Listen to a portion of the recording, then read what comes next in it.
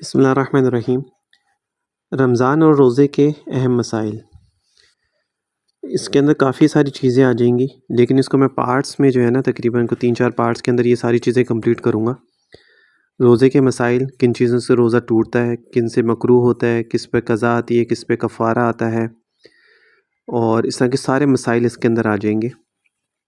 لیکن اس کو میں ایک ساتھ نہیں بتاؤں گا آپ لوگوں کو، پارٹس میں 4-5 پارٹس کے اندر جو ہے میں یہ پورا کمپلیٹ کروں گا، کیونکہ اتنا زیادہ ہے پھر آپ لوگ سنیں گے نہیں، اس کو فائدہ نہیں ہے، زیادہ لمبا ہو جائے گا تو آپ لوگوں کو سمجھ میں بھی نہیں آئے گا۔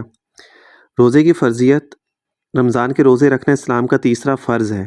جو اس کے فرض ہونے کا انکار کرے مسلمان نہیں رہتا، اور جو اس فرض کو ادا نہ کرے سخت گناہ گار اور فاسق ہے۔ رمضان شریف کے روزے ہر عاقل بالغ پر فرض ہیں جب تک کوئی شرعی عذر نہ ہو، روزہ چھوڑنا درست نہیں۔ مزدور کے لیے محنت طلب کام یا طالب علم کے لیے امتحان کی وجہ سے روزہ چھوڑنا جائز نہیں ہے۔ بعض والدین جو ہوتے ہیں اپنے بچوں کو کسی نہ کسی عذر کی وجہ سے روزہ نہیں رکھنے دیتے، بعض دفعہ کہتے ہیں گرمی ہے، بعض دفعہ کہتے ہیں آپ کو پیاس لگ جائے گی، بھوک لگ جائے گی، حالانکہ بچے چاہتے ہیں روزہ رکھنا، لیکن والدین جو ہے وہ رکھنے نہیں دیتے۔ تو لوگوں نے بچے اگر روزے چھوڑ دیتے ہیں تو اس کا گناہ جو ہے وہ والدین کو ہوگا۔ اولاد کے لیے اس مسئلے میں والدین کی بات ماننا جائز نہیں ہے۔ بچوں کو چاہیے کہ وہ اپنا روزہ رکھیں اگر تو بالغ ہو چکے ہیں، اور اگر نابالغ ہیں تو پھر تو چھوڑ سکتے ہیں۔ بے ادبی کیے بغیر والدین کی خدمت میں شریعت کا مسئلہ رکھیں کہ جی شریعت ہمیں رکھنے کی اجازت دیتی ہے، آپ ہمیں منع نہ کریں۔ اور فرض کے تارک ہرگز نہ بنے، یعنی فرض کو چھوڑنے کا ذریعہ والدین نہ بنے۔ نیز والدین کو بھی چاہیے کہ بلوغ سے پہلے ہی اولاد کو روزہ وغیرہ عبادات کا عادی بنانا چاہیے۔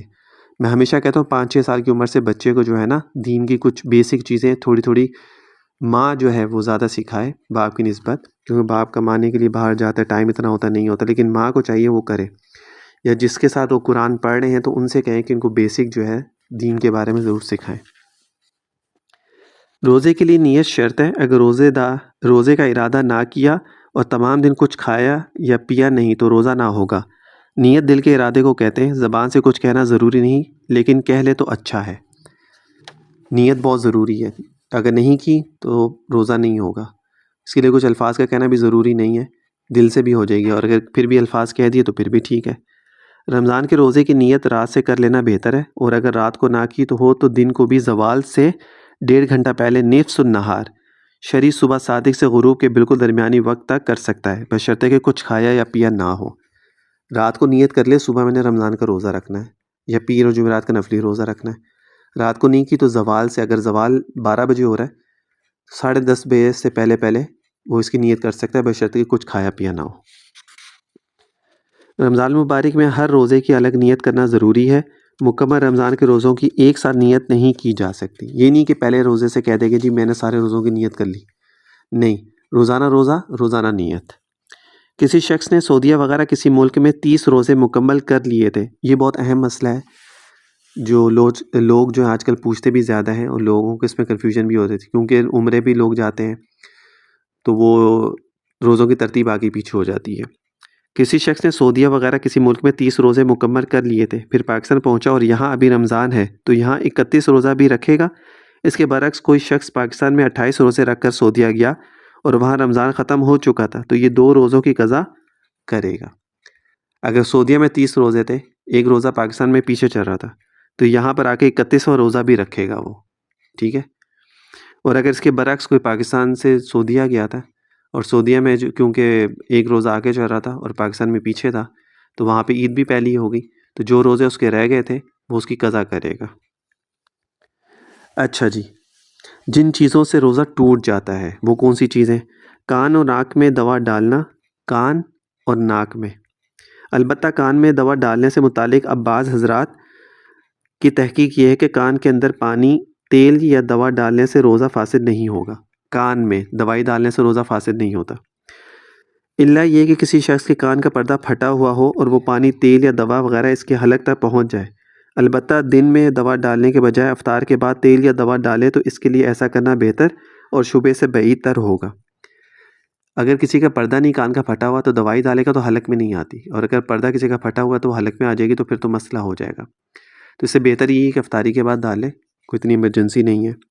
جان بوجھ کر منہ بھر کر قے کرنا، جان بوجھ کر فنگر ڈالنا، منہ میں انگلیاں ڈال لی یا کچھ ایسی چیز کیا جس کی وجہ سے اس کو منہ بھر کر وامٹ آ گئی، تو اس سے بھی روزہ ٹوٹ جاتا ہے۔ کلی کرتے ہوئے حلق میں پانی چلا جانا جبکہ یاد ہو کہ روزہ ہے، یاد تھا کہ روزہ ہے اور پھر بھی کلی کرتے ہوئے پانی حلق میں چلا گیا، روزہ ٹوٹ گیا۔ عورت کو چھونے وغیرہ سے انزال ہو جانا، اس سے بھی روزہ ٹوٹ جاتا ہے۔ مینس کہ اپنی وائف کے ساتھ لیٹ گیا اور اسی میں اس کو انزال ہو گیا تو اس میں اس کا روزہ ٹوٹ جائے گا۔ کوئی ایسی چیز نگل لینا جو عام طور پر کھائی نہیں جاتی، جیسے لکڑی، لوہا، کچا گیہوں دانہ وغیرہ، اس سے بھی روزہ ٹوٹ جاتا ہے۔ کچا چاول ہو گیا، گندم کے دانے ہو گئے، اس کو گٹک لیے، ٹھیک ہے نا، تو اس سے روزہ ٹوٹ جائے گا۔ بھول کر کھا پی لیا اور یہ سمجھا کہ اس سے روزہ ٹوٹ گیا ہے، پھر جان بوجھ کر کھا پی لیا، اس سے روزہ ٹوٹ گیا۔ بھولے سے جتنا مرضی آپ کھا لیں، آپ کا روزہ نہیں ٹوٹتا، بھولے سے، جان بوجھ کے نہیں۔ لیکن اگر اس کو بعد میں یہ فیل ہوا کہ یار میں نے تو کھا لیا، اب تو روزہ توڑ ہی لو، میرا تو روزہ ٹوٹ گیا، تو پھر اب اس کا روزہ ٹوٹ گیا۔ ہاں اگر اسے کچھ نہیں، بعد میں جیسے اس کو یاد آیا ہو میرا تو روزہ تھا اور میں نے کچھ کھا لیا ہے، پھر بھی اس کے بعد وہ کچھ نہیں کھاتا تو اس کا روزہ قائم رہے گا۔ سحری کا وقت ختم ہو چکا تھا لیکن یہ خیال کیا کہ وقت ابھی باقی ہے اور کھا پی لیا تو روزہ ٹوٹ گیا۔ دن باقی تھا مگر غلطی سے یہ سمجھ کر سورج غروب ہو گیا ہے، روزہ افطار کر لیا تو روزہ ٹوٹ گیا۔ ہاتھ سے منی خارج کرنا یعنی ہینڈ جاب جو کہتے ہیں، تو وہ روزے کی حالت میں اگر کوئی کر لیتا اس سے روزہ ٹوٹ جائے گا۔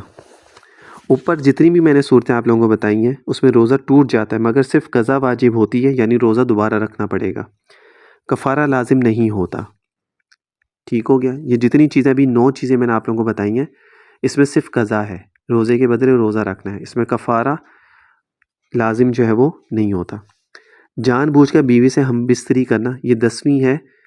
جان بوجھ کر بیوی سے ہم بستری کرنا 1، جان بوجھ کر کچھ کھانا یا پینا جان بوجھ کر 2، جان بوجھ کر سگریٹ یا حقہ پینا 3، نسوار رکھنا 4۔ ان آخری 4 صورتوں میں قضا کے ساتھ کفارہ بھی لازم ہوگا۔ اب اس میں قضا تو کرے گا یعنی روزہ رکھے گا، اس کا کفارہ بھی دینا پڑے گا اس کو۔ جو شخص سگریٹ، حقہ یا نسوار کا عادی ہو یا کسی نفع کی غرض سے یہ چیزیں لے لے تو اس پر کفارہ بھی لازم ہوگا۔ ٹھیک ہو گیا؟ یہ آخر کی 4 صورتیں اس پہ کفارہ بھی ہے۔ اچھا اب روزے کا کفارہ کیا ہے وہ بھی میں آپ لوگوں کو بتا دوں، اس لیے میں ہمیشہ کہتا ہوں پہلے کرنے سے پہلے مسئلہ ضرور پوچھ لیں، یہ نہ ہو کہ بعد میں پھر آپ کے لیے مشکل ہو جائے اس کو کرنا۔ کفارہ یہ ہے کہ لگاتار بغیر ناغے کے 60 روزے رکھے، 2 مہینے کے لگاتار 60 روزے رکھنا، یہ کفارہ ہے 1۔ اگر ناغہ کر دیا تو پھر نئے سرے سے لگاتار 60 روزے رکھے گا۔ کسی نے 10 روزے رکھے، 11ویں روزہ اس نے چھوڑ دیا کسی وجہ سے، پھر دوبارہ اس کو پہلے روزے سے شروع کرنا پڑے گا۔ اور اگر روزوں کی طاقت نہ ہو تو 60 مسکینوں کو 2 وقت پیٹ بھر کر کھانا کھلائے، 60 مسکینوں کو 2 وقت کا کھانا پیٹ بھر کر کھلائے، یہ اس کا کفارہ ہے۔